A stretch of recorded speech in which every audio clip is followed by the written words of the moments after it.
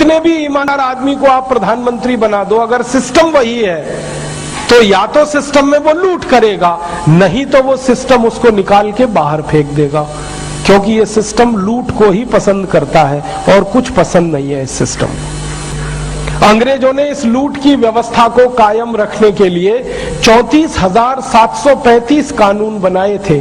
दुर्भाग्य से वो सारे कानून अभी तक इस देश में चल रहे हैं, लूट की व्यवस्था को ही मजबूत करने के लिए। अब हम क्या कर रहे हैं? 63 साल से हम क्या कर रहे हैं कि लूट की इस व्यवस्था को नहीं बदल रहे हैं। लूट करने वाले जो अधिकारी हैं, प्रधानमंत्री, मुख्यमंत्री आदि आदि बदल रहे हैं हम, वो नए नए लुटेरे पैदा हो रहे हैं। व्यवस्था नहीं बदली हमने, व्यवस्था को चलाने वाले कुछ नेताओं को बदला। कुछ ऐसी कहानी है कि अंग्रेजों ने जो व्यवस्था की कार बनाई, वो कार हमने नहीं बदली, कार के ड्राइवर को बदलने की कोशिश की पिछले 63 साल। एक बार ड्राइविंग सीट पे पंडित नेहरू को बिठा दिया, दूसरी बार ड्राइविंग सीट पे इंदिरा गांधी को बिठा दिया, फिर राजीव गांधी को बिठा दिया, फिर नरसिम्हा राव को बिठा दिया, फिर मनमोहन सिंह, देवेगौड़ा, इंद्र कुमार गुजराल और अभी अटल बिहारी वाजपेयी थोड़े दिन तक थे। कार वही चल रही है अंग्रेजों के जमाने वाली, ड्राइवर बदल रहे हैं, तो होने वाला क्या है? माने व्यवस्था हम वही चलाएं और उस व्यवस्था में लोगों को बदलते जाएं। लोग क्या कर लेंगे जब तक व्यवस्था नहीं बदलेंगे? आप कितने भी ईमानदार आदमी को आप प्रधानमंत्री बना दो, अगर सिस्टम वही है तो या तो सिस्टम में वो लूट करेगा, नहीं तो वो सिस्टम उसको निकाल के बाहर फेंक देगा, क्योंकि ये सिस्टम लूट को ही पसंद करता है और कुछ पसंद नहीं है इस सिस्टम को। आप जानते हैं, इस अंग्रेजों के बनाए गए व्यवस्था तंत्र में भारत के कई ईमानदार लोग गए और सिस्टम ने उनको बाहर फेंक दिया, क्योंकि वो लूट पसंद नहीं थे। सिस्टम ने फेंक दिया उनको बाहर, नहीं चलने दिया। दो नाम तो आपके सामने हैं, एक थे श्री लाल बहादुर शास्त्री और दूसरे थे श्री मोरारजी देसाई। दोनों ऐसे प्रधानमंत्री थे जिनकी ईमानदारी की कसम खाई जा सकती है। शास्त्री जी जब प्रधानमंत्री बने थे ना, तो धोती फटी हुई थी उनकी, जब उन्होंने शपथ ग्रहण की थी, फटी हुई धोती में शपथ ग्रहण की थी। और पता चला कि उनके पास 2 ही धोतियां थी और 2 ही कुर्ते थे जब वो प्रधानमंत्री बने। तो किसी ने कहा कि अब तो प्रधानमंत्री हो गए, किसी ने क्या, उनकी धर्मपत्नी ने कहा था अब तो नई धोती ले लो। तो उनका ये कहना था कि करोड़ों भारत के किसान फटी हुई धोती जब तक पहनते रहते हैं, मुझे नई धोती पहनने का अधिकार नहीं है।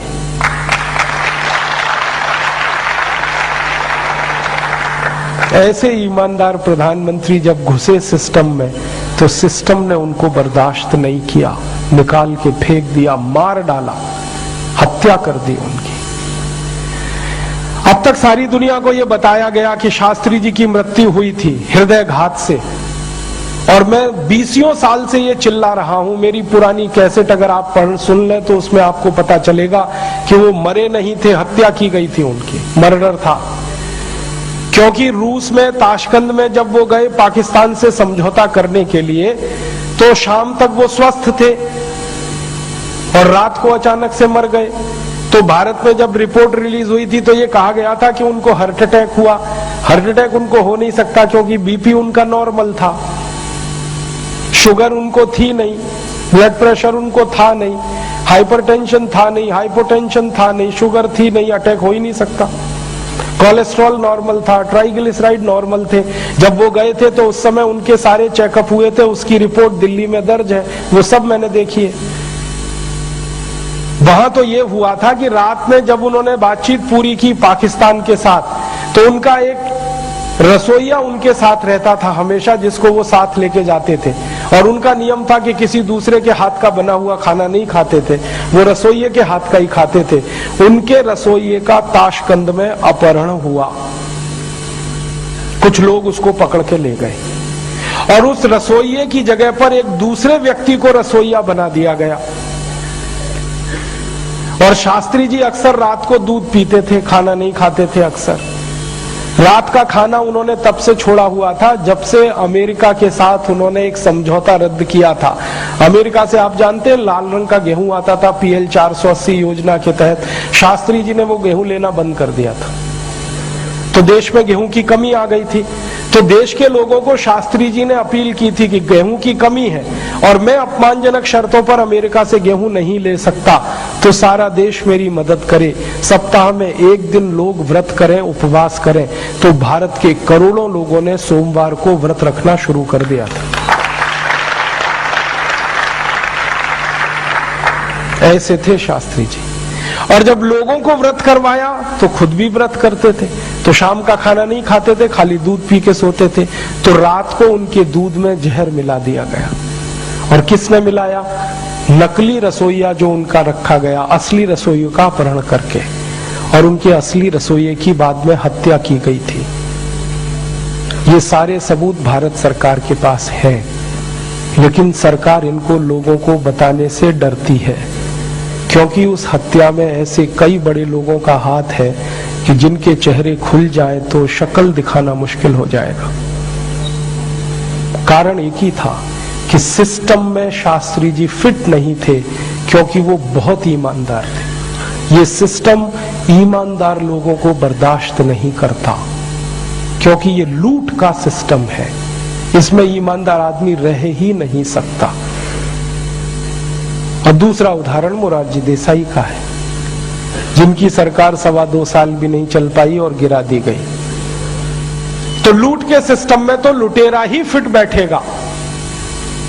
आप ये जान लो कि इस लूट के सिस्टम में कोई 10 साल, 15 साल, 20 साल राज कर रहा है, तो वो सिस्टम के साथ चल रहा है, इसलिए 15-20 साल राज कर रहा है। क्योंकि सिस्टम लूट रहा है तो वो भी लूट रहा है, बस अंतर इतना है कि उसमें बंदर बांट हो रही है। और सिस्टम के साथ जो अच्छे से बंदर बांट कर लेगा, उसी की नौकरी, उसी की सिस्टम में डिमांड 15 साल, 20 साल तक रहेगी। तो आप समझ लो, कोई 5 साल मुख्यमंत्री रह गया, कोई 10 साल, कोई 15 साल। कारण क्या? उसने भी लूटा, सिस्टम को भी दिया, इसलिए रह गया। ईमानदार को तो ये सिस्टम रहने ही नहीं देता। अब हमारे सामने गंभीर प्रश्न है, यक्ष प्रश्न है। वो ये है कि ये लूट की व्यवस्था जैसे चल रही है, इसको ऐसे ही चलने दिया जाए। अंग्रेजों ने जो लूट का तंत्र बनाया, इसको ऐसे ही बने रहने दिया जाए, और जैसे अब तक लूटा है आगे भी ये देश लूटता रहे। एक तो ये रास्ता है, और हमारे देश में बहुत लोग हैं जो इस रास्ते पर चलना पसंद करते हैं। वो ये कहते हैं तुमको क्या पड़ी है, चलने दो ना जैसे चल रहा है। बहुत लोग तो मुझे भी सुझाव देते हैं, तुम भी यार आ जाओ ना इसी सिस्टम में। हाँ,